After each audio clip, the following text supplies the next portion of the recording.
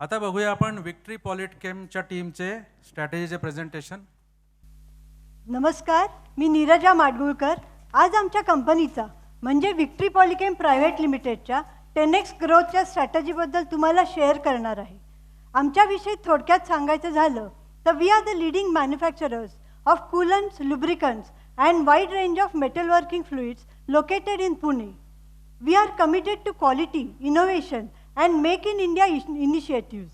We don't just create products, we create values and trust. Trust being the second pillar of our growth, and first being TLC learning. These are some of our top quality products which we supply to engineering industries, and these are some of our esteemed customers which are MNCs. This is our journey so far. We started in 1994 in just 500 square feet area. In 2019, our directors, Amit and Kranti Kaulgud, joined TLC. And with proper learning and coaching from TLC, this second generation played a pivotal role in taking our organization on the growth path. आता त्यांनी नेमकं केलं काय? They designed an outstanding strategy. आणि पुढे आमच्या टीमनी ती कशी इफेक्टिव्हली इम्प्लिमेंट केली हे प्रथम सांगणारे आमच्या टीमचे ॲम्बिशियस अनिश. हॅलो, मी अनिश. आता जसं मॅडम म्हणल्या तसं आम्हाला बागवे सरांनी 10x ग्रोथची तर एक मोटिवेशन दिली, पण ती इम्प्लिमेंट करायची कशी तर त्याच्याकरता स्ट्रॅटेजी इनलाईन करणं गरजेचं होतं. तर जेव्हा स्ट्रॅटेजी चेक केल्या तेव्हा आमच्या लक्षात आलं की आमची कॉर्पोरेट लेवलची स्ट्रॅटेजी झालेली आहे, पण ती बिझनेस लेवल आणि फंक्शनल लेवलला ब्रेकडाऊन करणं गरजेचं होतं. सो टू स्टार्ट विथ आम्ही स्वॉट ॲनालिसिस करायचं ठरवलं. तर स्वॉट ॲनालिसिस म्हणजे काय तर स्वतःच्या स्ट्रेंथ्स, विकनेसेस, अपॉर्च्युनिटीज आणि थ्रेट्स जाणून घेणं, जेणेकरून तुम्ही आत्ता कुठे आहात ते तुमच्या लक्षात येईल. तर आता आमच्या स्ट्रेंथ्स कुठल्या तर आमच्याकडे इनहाऊस R&D लॅब आहे, स्ट्रॉंग टेक्नॉलॉजी फोकस आणि इनोव्हेशन करण्याची आमची ॲबिलिटी आहे. त्याच्यानंतर आम्ही एक्सलंट प्रॉडक्ट कमी वेळामध्ये बनवू शकतो आणि आमचा कस्टमर फोकस आणि मार्केट फोकस खूप स्ट्रॉंग आहे. तर विकनेसेस कुठले तर आमच्याकडे थोडंसं रिटेन्शन आणि रिक्रुटमेंटमध्ये विकनेस आहे. त्याच्यानंतर फंक्शनल लिडरशिपची थोडी कमी पडत होती. प्लस आमचं जे प्रोडक्शन स्पेस होतं ते आत्ताच्या गरजेनुसार कमी पडत होतं आणि ॲडव्हान्स टेक्निक्स आमच्याकडे नव्हत्या, ज्या इक्विपमेंट नव्हत्या आणि आमचा मार्केट रीच हा थोडासा कमी पडत होता. So when we assessed our opportunities we came to know that market size हे खूप ह्यूज आहे आणि ग्रोथ पोटेन्शियल प्रचंड आहे. प्लस नवीन अपॉर्च्युनिटीज इनोव्हेशन करायला आम्हाला खूप जागा आहे आणि टोल ब्लेंडिंग किंवा MNCs बरोबर टायअप करून त्यांच्यासाठी काम करण्याची एक खूप मोठी संधी उपलब्ध आहे. देन वी असेस्ड आवर थ्रेट्समध्ये आम्हाला आमचं कॉस्ट कमी करण्याकरता कंटिन्युअस प्रेशर होतं. त्याच्यानंतर रॉ मटेरियलचं हे फ्लक्च्युएशन कंटिन्युअस होत राहण्यामुळे आम्हाला त्याशी ॲडजस्ट करणं गरजेचं असतं आणि आमचं टेक्नॉलॉजी जी आहे ती लीक व्हायची शक्यता असते. तर असं जेव्हा आम्ही आमच्या एक स्वॉट ॲनालिसिसमध्ये आम्ही आत्ता कुठे आहोत ते लक्षात घेतल्यानंतर पुढची वाटचाल आम्ही कशी केली ते आमच्या टीमचे नवनाथ तुम्हाला सांगतील. आम्ही आमचा गोल साध्य करण्यासाठी 3 ऑब्जेक्टिव्ह डिसाईड केले, ज्याच्यामध्ये मेटल वर्किंग टेक्नॉलॉजी लीडर बनणे, ज्याच्यामध्ये आम्ही कॉस्ट इफेक्टिव्ह आणि सस्टेनेबल प्रोडक्ट डेव्हलप करण्याचे योजले. दुसरा म्हणजे मार्केटमध्ये 2 नवीन सेगमेंट आणण्याचे ठरवले, ज्यामध्ये इंजिन प्रोटेक्शन टेक्नॉलॉजी आणि टोल ब्लेंडिंग करण्याची योजली. तिसरा ऑब्जेक्टिव्ह म्हणजे जो करंट आमचा मार्केट रीच आहे तो आम्ही व्याप्ती वाढवण्यासाठी 5 राज्याचं सिलेक्शन केलं, ज्याच्यामध्ये महाराष्ट्र, मध्य प्रदेश, गुजरात, तामिळनाडू आणि पंजाब यांचा समावेश केला. हे सर्व करत असताना मार्केटबरोबर अलाइन होणं गरजेचं होतं. त्यासाठी आम्ही 4 स्ट्रॅटर्जी आखल्या. त्याच्यातली strategy number 1 engine protection technology develop करणे, जी की ऑलरेडी आमची डेव्हलप करून झाली आहे. त्याच्यामधील OEM अप्रूव्हल आहे, अंडर प्रोसेस आहेत. स्ट्रॅटर्जी नंबर 2 टोल ब्लेंडिंग, याच्यामध्ये आम्ही फॉरेन कंपनीबरोबर टायअप करून रस्ट प्रिव्हेंटिव्ह आणि bio water based product develop करण्याचे योजले आहे. स्ट्रॅटर्जी नंबर 3 आमचा बिझनेस वाढवण्यासाठी आम्ही आमचा पोर्टफोलिओ डायव्हर्सिफाय करण्याचे योजले होते, ज्याच्यामध्ये आम्ही ग्रीस मॅन्युफॅक्चरिंग टायअप करण्याचे योजले आहे.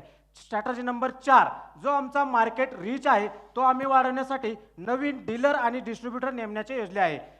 त्यानंतर इथं आपण पाहू शकता की आम्ही TLCच्या मदतीनं 2022 साली 10x ग्रोथ प्लॅन आखला होता, ज्याच्यामध्ये आम्ही 4 फेजमध्ये काम केलं.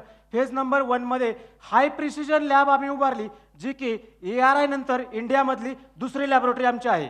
दुसरा फेज म्हणजे फॉर्म्युलेशन डेव्हलप करणं. तिसरा फेजमध्ये प्रोडक्शन फॅसिलिटी उभारणे. चौथ्या फेजमध्ये कमर्शियल ऑर्डर मिळवणे, ज्याच्यामध्ये आम्हाला कमिन्सकडून कमर्शियल ऑर्डर मिळाल्या आहेत. या सेगमेंटमधून आम्ही नेक्स्ट 5 वर्षांमध्ये 60 करोडचा सेल अपेक्षित करतो. हे सर्व करत असताना प्रोडक्ट स्टँडर्डायझेशन आणि वर्ल्ड क्लास प्रोसेस फॉलो करणं गरजेचं होतं, ज्यासाठी प्रोडक्ट क्वालिटी आणि कन्सिस्टन्सी राखणं गरजेचं होतं. त्यासाठी आम्ही परचेसची इफिशियन्सी वाढवली, ज्याच्यामध्ये आम्ही टेंडरिंग सिस्टम आणली. त्यानंतर ना इनकमिंग रॉ मटेरियलची क्वालिटी स्ट्रिंजंट टेस्टिंग केली. त्यानंतर ना आम्ही प्रोडक्शनमध्ये एक प्रोसेस इंजिनियर नेमला, जो की R&D गायडन्सप्रमाणे प्रोडक्शनमध्ये बॅच मॅन्युफॅक्चर करतो. त्यानंतर ना क्वालिटी अश्युरन्स केला. त्यानंतर आम्ही पॅकेजिंग आणि ब्रँडिंगवरती भर दिला. हे सर्व करत असताना काही मार्केट इनिशिएटिव्ह आणि रिसोर्स अलोकेशन करणं गरजेचं होतं. हे सर्व करत असताना रिक्रुटमेंट हा मोठा भाग होतो. त्याच्यामध्ये आम्ही ज्या फंक्शनलला लागणारे त्या फंक्शनलमधले एक्सपर्टीज आम्ही नेमले, ज्यामध्ये senior manager in R&D, purchase आणि प्रोडक्शन यांचा समावेश केला. R&D स्पेंट आउटमध्ये प्रोडक्टची क्वालिटी स्ट्रिंजंट टेस्टिंग करण्यासाठी नवनवीन लागणारी उपकरणे आम्ही खरेदी केली. त्याच्यामध्ये आम्ही जॅपनीज आणि युरोपियन टेक्नॉलॉजीचा उपयोग केला. त्यानंतर हे सर्व करत असताना आम्हाला जागेची कमतरता भासत होती. ती आम्ही 2 एकर जागा ॲक्वायर करून फुलफिल केली. त्यानंतर आम्ही सेल्स आणि मार्केटिंगची व्याप्ती वाढवण्यासाठी SEO मार्फत फेसबुक आणि लिंक्डइनची व्याप्ती वाढवली. त्यानंतर आम्ही डीलर आणि डिस्ट्रीब्युटरला वर्षातून 2दा ट्रेनिंग देण्याचे योजले आहे. यानंतरची माहिती देण्यासाठी आमच्या टीमचा ढाण्यावाग मयूर लुंगारे सांगत आहे. नमस्कार, मी मयूर लुंगारे. सध्या आपण बघत आहोत ही आमची अपग्रेडेड लॅब आहे आणि त्याच्या शेजारीच आमचा सध्याचा 12,000 स्क्वेअर फूटचा प्रोडक्शन प्लांट आहे. आणि नेक्स्ट 4 to 6 मंथ्समध्ये आम्ही आमच्या न्यू प्लांटमध्ये शिफ्ट होत आहोत. त्याच्यामुळे आमची प्रोडक्शन कॅपॅसिटी ही मोठ्या प्रमाणात वाढणार आहे. आता आपण बघूयात की action plan with operational tactics याच्यामध्ये आम्ही जानेवारी 2024मध्ये एक टीम फॉर्म केली. त्याच्यानंतर आम्ही आमचे टीमचे विजन, मिशन हे रिडिफाईन केलं. त्याच्यानंतर टीमच्या ABPच्या ट्रेनिंग घेतल्या आणि ABP प्रिपरेशनच्या मीटिंगसुद्धा झाल्या. त्याच्यानंतर आम्ही प्रत्येकाचे क्वार्टरली गोल सेट केले आणि त्याच्यानंतर 5W1H हा कंप्लीट केला आणि डिपार्टमेंटल वाईज गोवा प्रिपेअर केला. त्याच्यानंतर प्रत्येक डिपार्टमेंटचा मंथली डिपार्टमेंटल रिव्ह्यू आमच्या टीमचे मॅनेजर्स घेत होते. आणि यावर्षीचा आमचा annual target review meeting April 2025मध्ये आहे. त्याच्यानंतर बघूयात की आपण plan to monitor and adopt याच्यामध्ये ऑर्गनायझेशनल गोल, ऑब्जेक्टिव्ज, ॲक्शनेबल याच्यामध्ये तो कंपनीचा प्रिपेअर केला जायचा आणि टाईमनुसार तो अपडेट करायचो. याच्यानंतर फंक्शनल और डिपार्टमेंटल गोवा हा जो आहे हा आमच्या टीमचे सिनियर्स आम्हाला मंथमध्ये एकदा प्रेझेंट करायचे. त्याच्यानंतर इंडिव्हिज्युअल गोवामध्ये प्रत्येक टीमचे मॅनेजर्स आपापल्या टीम मेंबर्सला तो मंथमध्ये एकदा त्यांचे KRA आणि KPI रिव्ह्यू करायचे आणि त्याच्यामध्ये जर काही चेंजेस असतील तर ते प्रत्येकाला समजून सांगायचे. आता पुढे बघूया की ऑर्गनायझेशनल गोवाचा हे एक एक्झाम्पल आहे. याच्यामध्ये आम्ही 5W1H हे अवलंबले आहे. याच्यानंतर आमच्या टीमचे मल्टीटास्किंग अमर तुम्हाला पुढील स्लाइड सांगतील. गुड आफ्टरनून एव्हरीवन, मी अमर सोनवणे. विक्ट्री पॉलिकेममध्ये ग्रोथ तर होतच होती, उणीव भासत होती ती फक्त कन्सिस्टन्सीची. अमित सर आणि क्रांती मॅडमनी 2019मध्ये TLC जॉईन केलं आणि त्यानंतर आमच्यात आमूलाग्र बदल झाला. म्हणजे 2019 ते 2024मध्ये आम्ही टोटल 145% सेल्स ग्रोथ केला.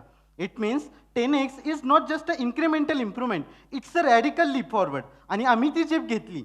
बिझनेस लेवल स्ट्रॅटेजी तर झाली, आता आपण फंक्शनल स्ट्रॅटेजी पाहूयात. डिपार्टमेंटल परफॉर्मन्स ट्रॅक करण्यासाठी तुम्ही पाहू शकता अशा आम्ही सेल्स डॅशबोर्डचा उपयोग करतो. कारण टार्गेट एवढं भारी म्हणजे प्लॅनिंग तेवढीच तगडी आणि स्ट्रॉंग हवी होती. यासाठी आम्ही प्रत्येक स्टार्ट ऑफ इयरला प्रत्येक सेल्स पर्सनचे KRA KPI डिफाईन केले. त्यांच्या स्ट्रेंथ आणि विकनेसवरती काम करण्यात आलं.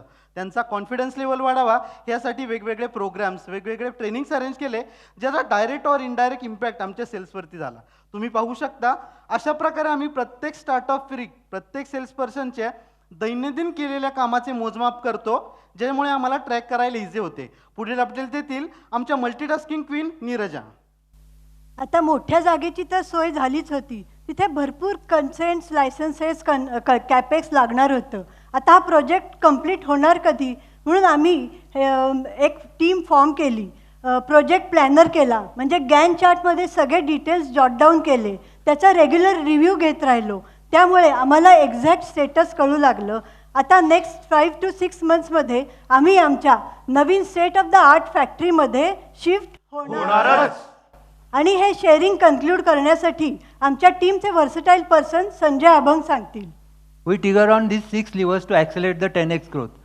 याच्यावर आम्ही भरपूर काम केलं आणि करत राहत होतो. झेप घ्यायची होती पण ती कशी याची काही क्लिअरिटी नव्हती, परंतु TLC लर्निंगमुळे कॉन्सेप्ट क्लिअर झाल्या आणि आम्ही कम्फर्ट झोनमधनं बाहेर आलो आणि वेगवेगळे टेक्निक टूल्स वापरून स्ट्रॅटजी गोल प्लॅन केले आणि त्याप्रमाणे पुढे चालत राहिलो आणि त्यामुळेच आमचा आत्मविश्वास एवढा वाढला आहे की आता घाट 160 160. घेऊया उंच भरारी, उंच भरारी, घेऊया उंच भरारी.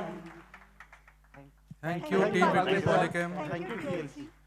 गणपती बाप्पा मोरया, मंगल मूर्ती Morya.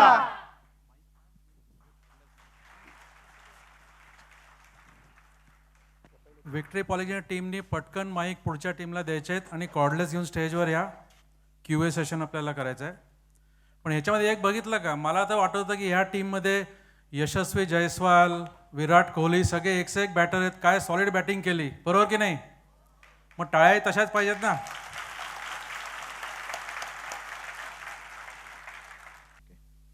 Good afternoon. First of all presentations तुमचे अमेझिंग झाले दोन्ही टीम्सचे. एक तर स्ट्रॅटेजी हा विषय आणि 10 मिनिटात प्रेझेंट करणं त्याच्यामागे किती काम असतं आहे नो, त्यामुळे ते एवढ्या कमी वेळात करणं हे खूपच चांगलं झालं तुमचं दोघांचं प्रेझेंटेशन. आणि आय थिंक विक्ट्री पॉलिकेमच्या केसमध्ये सुरुवात माडगुळकरांनी केली आणि अंत अभंगाने केला, त्यामुळे या वेन्यूला पण अगदी साजेसं झालं. ओके. एक विक्ट्री पॉलिकेमला एक प्रश्न आहे की तुम्ही बरेच सारे इनिशिएटिव्स घेतले, ABPमध्ये बऱ्याचशा गोष्टी ऑलरेडी केल्या किंवा टास्क लेवलला खूप साऱ्या गोष्टी केल्या, तर त्याचा रिव्ह्यू नक्की कसा होतो, काय फ्रिक्वेन्सीने होतो आणि रिस्पॉन्सिबल पर्सन कोण आहे की हा रिव्ह्यू घेणारा? सर याच्यामध्ये काय ऑर्गनायझेशनचा ओपा झालेला आहे आमचा आणि त्या डिपार्टमेंटला आमचे जे सिनियर्स आहेत, एखादा प्रोजेक्ट असेल समजा आता न्यू आमचं प्लांट बनवायचं काम चालू आहे, तर आमचे जे सिनियर्स आहेत त्या डिपार्टमेंटच्या लोकांना तो टास्क देतात.